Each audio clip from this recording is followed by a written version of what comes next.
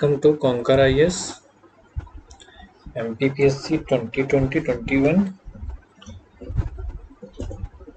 तो दोस्तों यूनिट 9, जैसा कि आपको पता है यूनिट 9 क्या है सिलेबस में, इंफॉर्मेशन एंड कम्युनिकेशन टेक्नोलॉजी। ठीक है, तो इसमें क्लास फर्स्ट हमारी ई गवर्नेंस की रहेगी दोस्तों।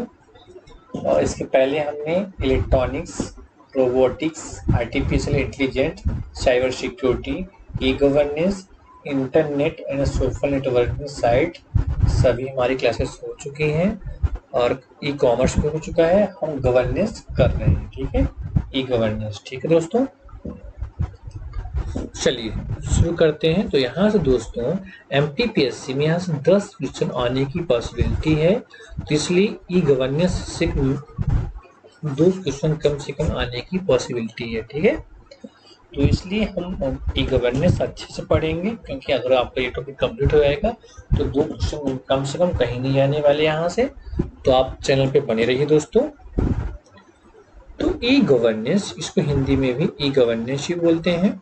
ठीक है, ई गवर्नेंस का अर्थ है कि किसी देश में नागरिकों को सरकारी सूचना एवं सेवाएं प्रदान करने के लिए संचार सूचना प्रौद्योगिकी का समन्वित प्रयोग करना। ई गवर्नेंस में ई का अर्थ इलेक्ट्रॉनिक्स से है। ठीक है, तो ई गवर्नेंस का अर्थ किसी देश के नागरिकों को सरकारी सूचना या सेवाएं प्रदान करने के लिए संचार सूचना प्रौद्योगिकी के समन्वित प्रयोग करना ही ई गवर्नेंस है।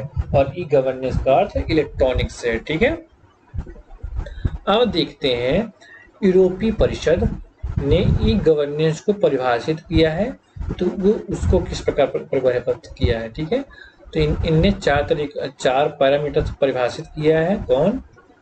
यूरोपीय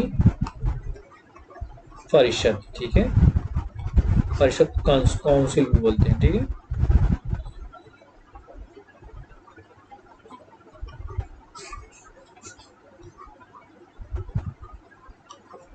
काउंसिल।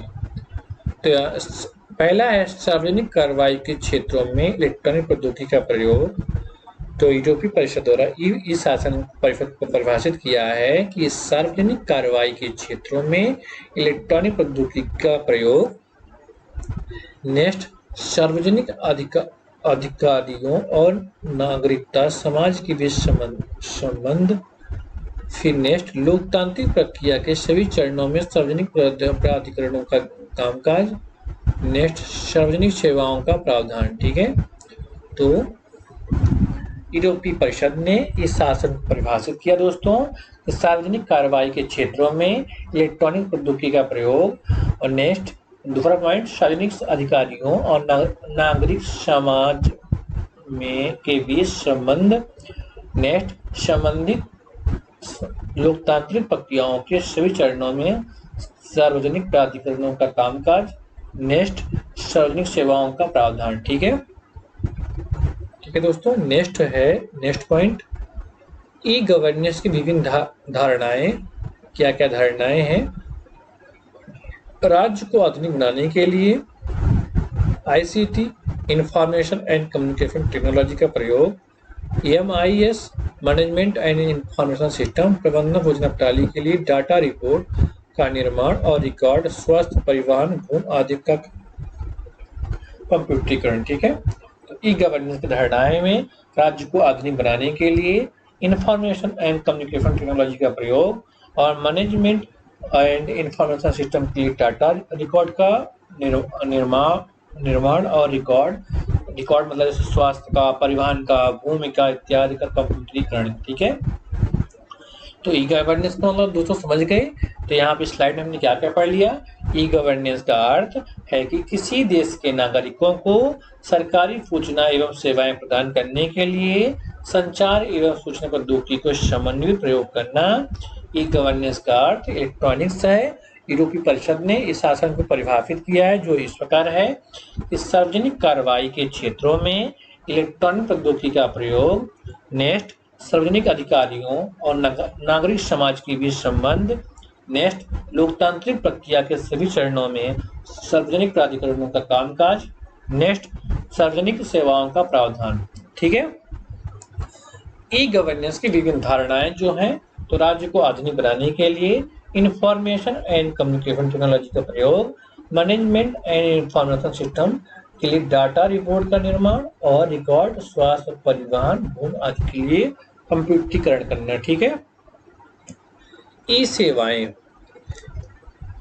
इलेक्ट्रॉनिक सेवाएं दोस्तों, ये सेवाएं उद्देश्य राज्य और नागरिकों के लिए संबंध को मजबूत करना, राज्य और नागरिकों के बीच संबंध को मजबूत करना, ऑनलाइन सेवाएं प्रदान करना, जैसे ई प्रशासन, ई सेवाएं। ठीक है, तो ई सेवाएं दोस्तों, ई प्रशासन, ई सेवाएं। ठीक है, और ऑनलाइन सेवाएं प्रदान करना। ठीक है, ई लोकतंत्र, ई लोकतंत्र राज्य के शासन में समाज के सभी वर्गों के लिए भागीदारी सुनिश्चित करने हेतु IT का उपयोग, पारदर्शिता, जवाबदेही और लोगों की भागीदारी पर जोर।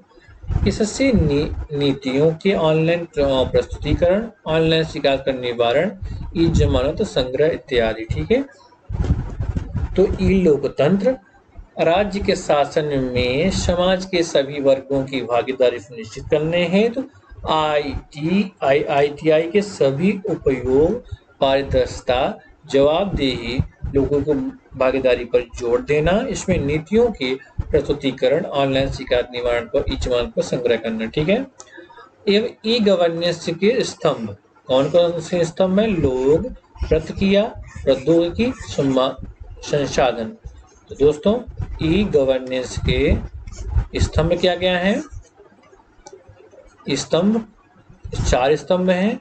लोग मतलब पब्लिक, प्रक्रिया और प्रौद्योगिकी मतलब टेक्नोलॉजी, प्रौद्योगिकी, और चौथा संसाधन। ठीक है, तो ई सेवाएं में राज्य और नागरिकों के संबंध को मजबूत करना, ऑनलाइन सेवाओं का प्रावधान, ई प्रशासन, ई सेवाएं। ठीक है, ई लोकतंत्र राज्य के शासन में समाज के सभी वर्गों की भागीदारी सुनिश्चित करने हेतु IT का उपयोग, पारदर्शिता, जवाबदेही और लोगों की भागीदारी पर जोर देना।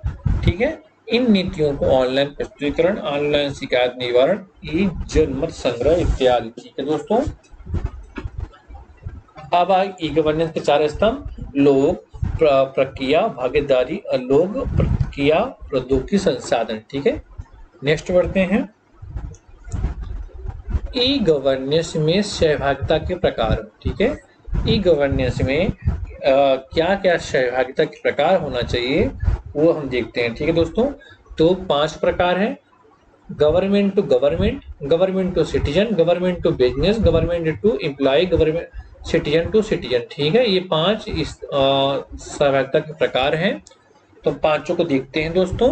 पहला G2G, G2G के मतलब दोस्तों गवर्नमेंट टू गवर्नमेंट। ठीक है, मतलब सरकार से सरकार। ठीक है, जब सरकार किसी विभाग द्वारा दूसरे विभाग से ई गवर्नेंस के माध्यम से संपर्क होता है, ये G2G श्रेणी में आता है। ठीक है, तो G2G गवर्नमेंट टू गवर्नमेंट, सरकार से सरकार, जब सरकार किसी भी विभाग द्वारा किसी दूसरे विभाग से ई गवर्नेंस के माध्यम से संपर्क होता है, ये G2G श्रेणी के अंतर्गत आता है। ठीक है, next G2C government to citizen, सरकार से जनता तक, सरकार एवं नागरिकों के बीच पारस्परिक व्यवहार, गवर्नमेंट टू सिटीजन की श्रेणी में आता है। ठीक है, G2C दोस्तों गवर्नमेंट टू सिटीजन, सरकार से जनता तक, सरकार एवं नागरिकों के बीच पारस्परिक व्यवहार, गवर्नमेंट टू सिटीजन श्रेणी में आता है। ठीक है, third G2B government to business, सरकार से व्यवसाय तक। ठीक है, तो इस श्रेणी सरकार का व्यापार जगत से संपर्क एवं लेन देन की प्रक्रिया, जैसे ऑनलाइन ट्रेडिंग, इस श्रेणी के अंतर्गत आते हैं। ठीक है, गवर्नमेंट टू बिजनेस, सरकार से व्यवसाय तक, सरकार का व्यापार जगत से संपर्क एवं लेन देन की प्रक्रिया, जैसे ऑनलाइन ट्रेडिंग, इस श्रेणी के अंतर्गत आते हैं। G2E गवर्नमेंट टू एम्प्लॉय, सरकार से कर्मचारी तक, सरकार से कर्मचारी तक, इसमें सरकार अपने कर्मचारियों से संप्रेषण करती है।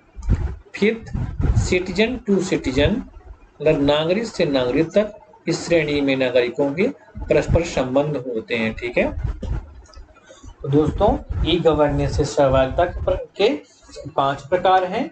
गवर्नमेंट टू गवर्नमेंट, सरकार से सरकार, जब सरकार के किसी विभाग द्वारा किसी दूसरे विभाग से ई गवर्नेंस के माध्यम से संपर्क होता है तो एक गवर्नमेंट टू गवर्नमेंट श्रेणी में आता है।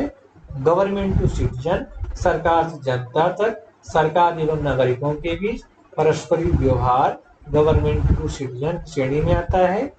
गवर्नमेंट टू बिजनेस, सरकार से व्यवसाय तक, सरकार का व्यापार जगत से संपर्क एवं लेन देन की प्रक्रिया ऑनलाइन ट्रेडिंग श्रेणी के अंतर्गत आते हैं। Government to employ, government to employ से सरकार से कर्मचारी तक इस श्रेणी के नागरिक परस्पर संबंध होता है। ठीक है, तो 5 हो गए, G to G, G to C, G to B, G to E, G to C to C. ठीक है, आगे बढ़े दोस्तों। भारत में ई गवर्नेंस का विकास, भारत में ई गवर्नेंस का विकास कैसे हुआ देखते हैं। 1970 में चुनाव, जनगणना, कर प्रशासन आदि से संबंधित डेटा ग्रहण कार्यों के प्रबंधन के लिए आईसीटी के अनुप्रयोगों को ध्यान देने से हुई। ठीक है, 1970 में दोस्तों इलेक्ट्रॉनिक्स विभाग की स्थापना हुई। वेरी वेरी इंपॉर्टेंट, आप मार्क कर लीजिए। 1970 में इलेक्ट्रॉनिक्स विभाग की स्थापना हुई। 1977 में एनआईसी राष्ट्रीय सूचना विज्ञान केंद्र की स्थापना हुई। 1987 में एनआईसी नेट राष्ट्रीय कंप्यूटर आधारित उपग्रह नेटवर्क की स्थापना हुई। तीनों वेरी इंपॉर्टेंट है। 1970 में इलेक्ट्रॉनिक्स विभाग की स्थापना हुई। 1975 में एनआईसी राष्ट्रीय सूचना विज्ञान केंद्र की स्थापना हुई। 1987 में राष्ट्रीय कंप्यूटर आधारित उपग्रह नेटवर्क की स्थापना हुई। ठीक है, भारत में ई गवर्नेंस के अनुप्रयोग, ठीक है, भारत में ई गवर्नेंस के अनुप्रयोग, पहला ई परिवहन सेवा 2006 में भारत सरकार ने ई गवर्नेंस योजना लाई। ठीक है, सेकंड ई बाजार सूचना, थर्ड दैनिक बाजार भाव, ई नागरिक सेवाएं, 5 ई डाक संचार सेवाएं, छठा ई ग्रामीण विकास। ठीक है, तो 1970 में दोस्तों इलेक्ट्रॉनिक्स विभाग की स्थापना हुई। 1977 में इलेक्ट्रॉनिक्स विभाग ये राष्ट्रीय सूचना विज्ञान केंद्र की स्थापना हुई। 1987 में राष्ट्रीय कंप्यूटर आधारित उपग्रह नेटवर्क की स्थापना हुई। फिर ई गवर्नेंस का अनुप्रयोग देखते हैं। ई परिवहन सेवा में हुआ, जो कि भारत सरकार ने ई गवर्नेंस योजना 2006 में लॉन्च किया। ई बाजार सूचना, दैनिक बाजार भाव, ई नागरिक सेवाएं, ई डाक सेवा संचार सेवा, ई ग्रामीण विकास। ठीक है, और ई शैक्षणिक, 7वां ई शैक्षणिक सेवाएं, 8वां ई भारत सूचनाएं, 9 ई शिकायत निवारण, 10 ई पर्यटक वीजा। ठीक है, तो पहला जो था दोस्तों ई परिवहन सेवा, मतलब ई लगा दीजिए। तो पहला परिवहन सेवा, फिर बाजार सूचना, थर्ड दैनिक बाजार भाव, चौथा नागरिक सेवाएं, 5वां डाक एवं संचार सेवाएं, और छठा ग्रामीण विकास, 7वां शैक्षणिक सेवाएं, 8वां भारत सूचनाएं, 9वां शिकायत निवारण, 10वां पर्यटक वीजा। ठीक है, 11 वेरी इंपॉर्टेंट ई पंचायत, बाद में पंचायती राज के माध्यम से लोकतंत्र का विकेंद्रीकरण किया गया, वेरी वेरी इंपॉर्टेंट। फिर ई पार्लियामेंट, ग्लोबल ई पार्लियामेंट के तहत विभिन्न देशों के सांसद एक दूसरे देश से इलेक्ट्रॉनिक संपर्क कायम कर सकेंगे। इस विचार का ब्रुसेल्स अर्थात अर्थ एक्शन ने वेनिस में किया। इसका मुख्यालय बेंगलुरु होने की संभावना है। ठीक है, तो ई पार्लियामेंट ग्लोबल, ठीक है दोस्तों, ई पार्लियामेंट ग्लोबल ई पार्लियामेंट के तहत विभिन्न देशों के सांसद एक दूसरे से इलेक्ट्रॉनिक संपर्क में कायम कर सकेंगे। इसका विस्तार ब्रुसेल आधारित अर्थ एक्शन ने वेनिस में दिया। इसका मुख्यालय बेंगलुरु होने की पॉसिबिलिटी है। ठीक है, और 12वां दोस्तों जो इसका अनुप्रयोग है, इंफॉर्मेशन एंड लाइब्रेरी 1981 में 91 में यूजीसी ने मतलब विश्वविद्यालय अनुदान ने मुख्यालय अहमदाबाद गुजरात विश्वविद्यालय। ठीक है, तो इसके 12 अनुप्रयोग। ठीक है दोस्तों, इंफॉर्मेशन, अभी इसके और बहुत सारी देखते हैं। Information and library. नेक्स्ट 13 स्वान मतलब स्टेट वाइड एरिया नेटवर्क। स्वान स्टेट वाइड एरिया नेटवर्क। ठीक है, 17 अक्टूबर 2004 में 2 MBPS पर सेकंड न्यूनतम बैंडविड्थ क्षमता जिला या उप प्रभागीय मुख्यालय की तुलना में ब्लॉक स्तर पर सभी राज्यों और संघशासित प्रदेशों में। ठीक है, तो आप स्वान को याद रखिए दोस्तों, स्वान वेरी इंपॉर्टेंट। 2004 में इसकी स्थापना हुई। 14 मोबाइल प्रशासन, किसान कॉल सेंटर किसानों के हित, सूचना शक्ति का कार्यक्रम महिलाओं के लिए। 15 भारत विकास गेटवे। 16 सोशल मीडिया गवर्नेंस, शासन प्रणाली की सोशल नेटवर्किंग साइट का उपयोग कर सोशल मीडिया गवर्नेंस कहलाता है। शासन की प्रभाव प्रणाली में सोशल नेटवर्किंग साइट का उपयोग करना सोशल मीडिया गवर्नेंस कहलाता है। एच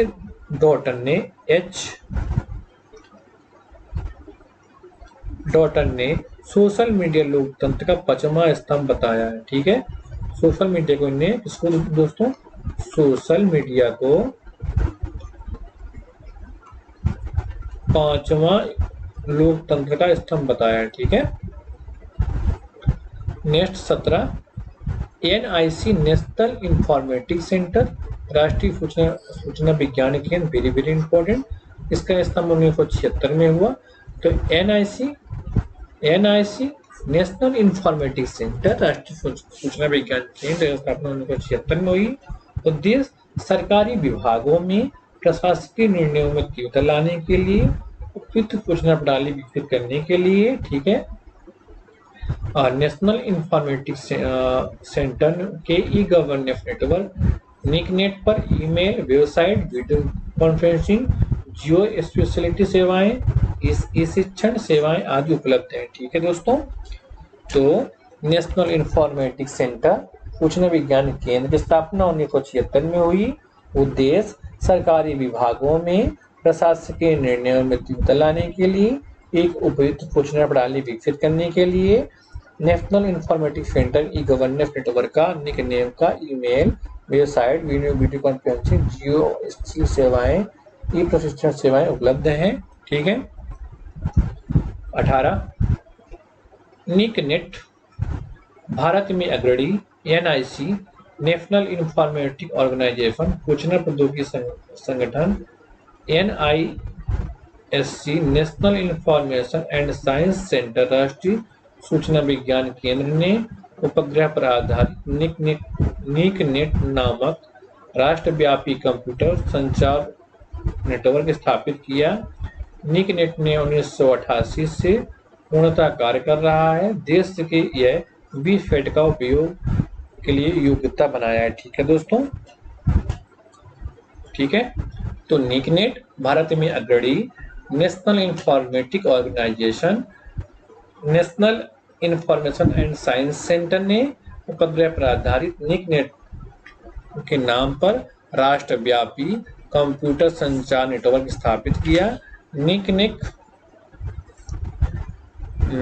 जो है पूर्णतः कार्य कर रहा है। देश के इसे VSAT का उपयोग के योग्य बनाया है। ठीक है, भारत में प्रमुख सरकारी ऐप और पोर्टल दोस्तों देख लेते हैं।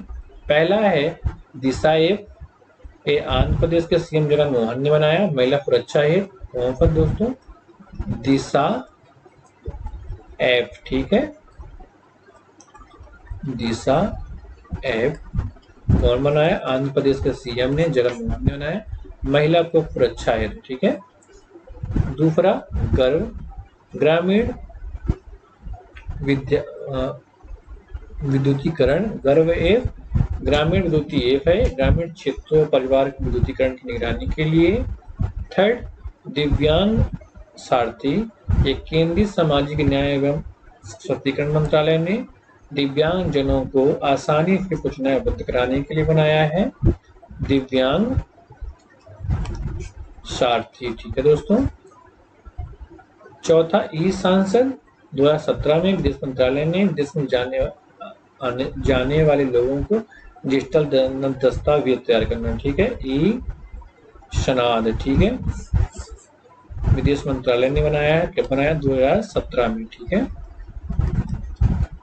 ठीक है दोस्तों, ई संसद, ठीक, ई सनाद, ठीक है।